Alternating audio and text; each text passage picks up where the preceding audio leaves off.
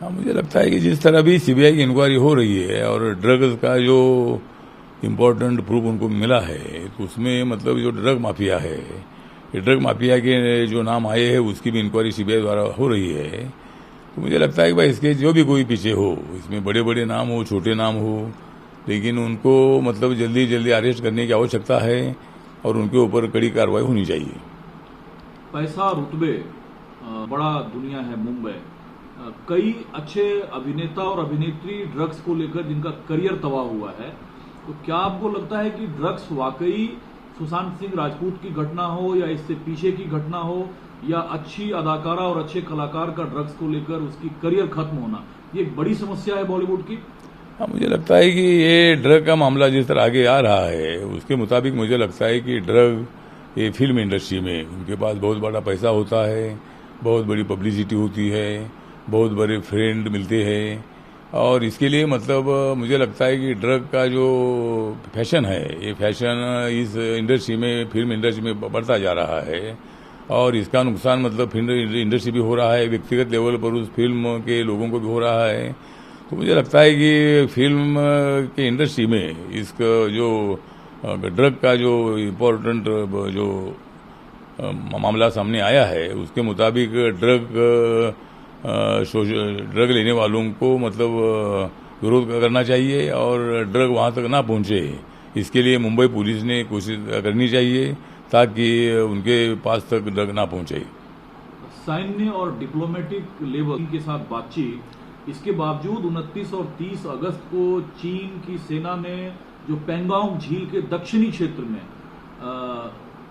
किया, जिसका भारतीय सेना ने मुंहतोड़ जवाब दिया और एक तरीके से खदेड़ा चीनी सैनिकों को, क्या आपको लगता है कि चीन बातचीत भी कर रहा है और उस आड़ में फिर अपनी गुस्ताखियों से बाज भी नहीं आ रहा है? हाँ, मुझे लगता है कि चीन को धोखा देने की आदत हमेशा रही है। जिस तरह 1962 के पहले पंडित जवाहरलाल नेहरू ने उनके साथ दोस्ती की और चीन ने भी उनके साथ दोस्ती की और भारत को धोखे में रखकर उन्होंने 1962 में इंडिया पर हमला किया था। उसके बाद इतने दिनों में मतलब कम से कम अभी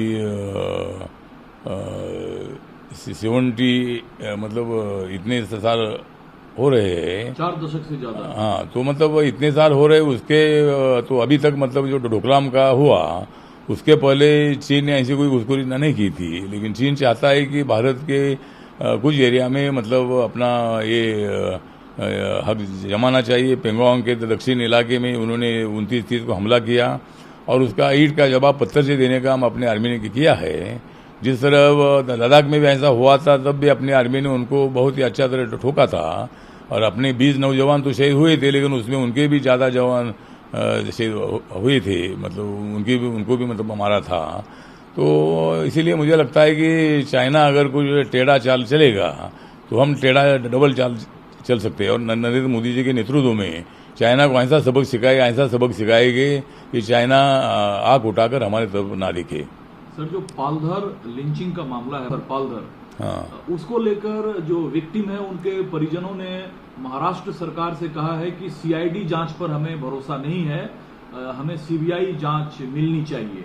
क्या आपको लगता है कि पुलिस या पुलिसिया व्यवस्था से या उनकी जांच प्रणाली से लोगों का विश्वास उठते जा रहा है?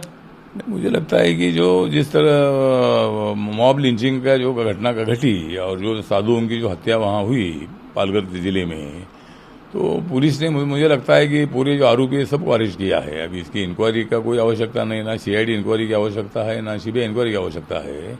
वहाँ तो ऑलरेडी मतलब पुलिस ने सबको अरेस्ट कर दिया है और वहाँ मतलब जो घटना का घटी है वो बहुत ही मानवता को कलंक लगाने वाली है और साधुओं की हत्या वहाँ हुई है और आरोपी पकड़े गए हैं। तो अभी उनके फैमिली का जो इंक्वायरी का विषय मतलब नहीं है। जो लोग मॉब में उधर थे उन लोगों को अरेस्ट कर दिया है, बाकी के किसी को अरेस्ट नहीं किया गया है। इसीलिए मुझे लगता है इसकी सीआईडी या सीबीआई इंक्वायरी की आवश्यकता नहीं है।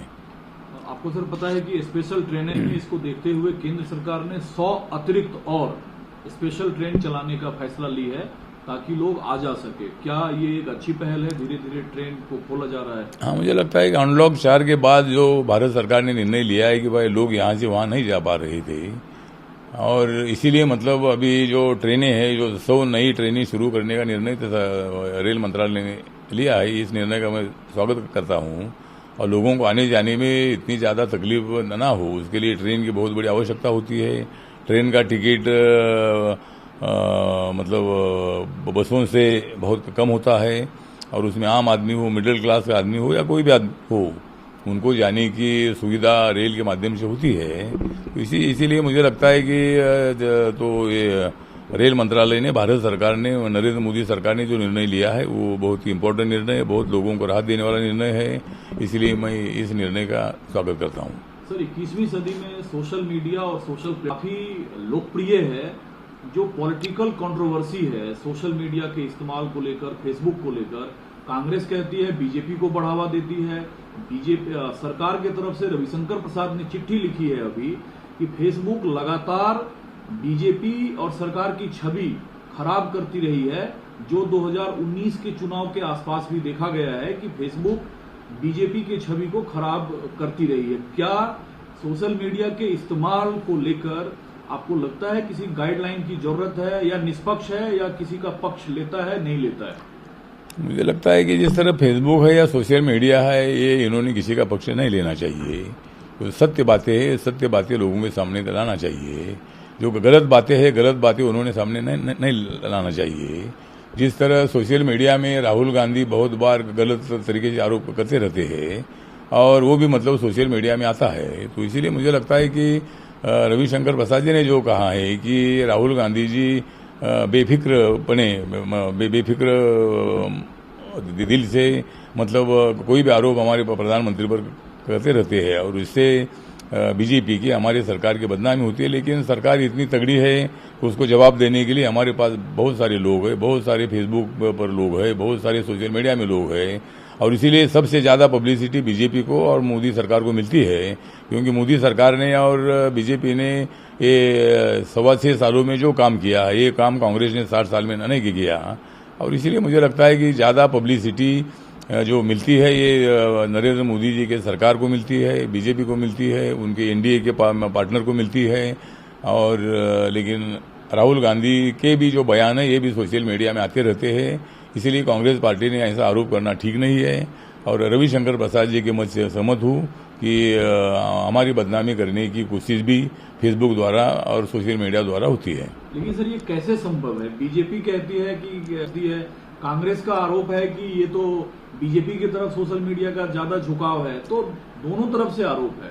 नहीं, मुझे लगता है कि बीजेपी का ऐसा आरोप नहीं है कि भाई उनकी तरफ झुकाव है, लेकिन उस सोशल मीडिया में जो गलत बातें भी आती है, इसके लिए रविशंकर प्रसाद जी ने अपनी भूमिका रखी है। लेकिन हमें मालूम है, पूरे दुनिया को मालूम है कि सोशल मीडिया में सबसे ज़्यादा हाईलाइट नरेंद्र मोदी जी, उनकी सरकार होती है, और भारतीय जनता पार्टी जो अभी अच्छा काम कर रहे हैं वो होती है, एनडीए होती है।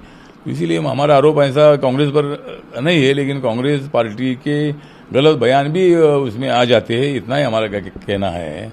तो ठीक बात है, जो भी चर्चा है चर्चा होने दो, लेकिन हमारी सरकार बहुत बड़ी मजबूत है, और अगले 5 साल भी बाद में 2024 में भी हमारी सरकार आएगी, 29 में भी आएगी, और उसके बाद में हमारी सरकार आएगी। मतलब राहुल गांधी पर मतलब लोगों का भरोसा नहीं है, कांग्रेस पार्टी के लोगों का भरोसा नहीं, तो दूसरों का भरोसा कैसा रहेगा? अभी अध्यक्ष पद का इतना विवाद चल रहा है। राहुल गांधी, गुलाम नबी आज़ाद, कपिल सिब्बल जैसे लोगों पर आरोप कर रहे हैं कि ये बीजेपी के हस्तक है करके। तो मेरा सुझाव है कि गुलाम नबी आज़ाद और कपिल सिब्बल को मेरा निवेदन है कि आप रिजाइन दीजिए। अगर आपके ऊपर बीजेपी का आरोप कर रहे हैं राहुल गांधी, तो आपने कांग्रेस पार्टी बड़ी करने के लिए बहुत कोशिश की है, जिंदगी आपने कांग्रेस के लिए खर्च की है, लेकिन आप कांग्रेस छोड़कर बाहर आइए, और बीजेपी में हम आपका स्वागत करने के लिए तैयार हैं। तो बीजेपी में खुद आप एक एलाय पार्टी सर हैं, तो उन दोनों को आप कैसे न्योता दे रहे हैं आइए बीजेपी ज्वाइन करिए? नहीं, बीजेपी मतलब मेरी पार्टी छोटी पार्टी है, मेरे पार्टी में आने से उनको कोई पॉलिटिकल फायदा मिलेगा नहीं, इसीलिए दे रहे हैं बीजेपी की तरफ से। मतलब हमारा निवेदन है, अगर वहाँ इतना उनका अपमान हो रहा है, जैसे ज्योतिरादित्य सिंधिया जी उनको छोड़कर आए, सचिन पायलट ने भी मतलब कांग्रेस पार्टी छोड़ी थी, लेकिन बाद में उनका कॉम्प्रोमाइज हो गया। बाद में कब सचिन पायलट बाहर आएंगे मालूम नहीं है, जब उनका आंकड़ा ठीक ठाक हो जाएगा तो वो भी मतलब बाहर आ जाएगी। तो कांग्रेस पार्टी को बढ़ाने वालों पर इसी तरह आरोप करना, ये राहुल गांधी का गलत बयान है, गलत कदम है।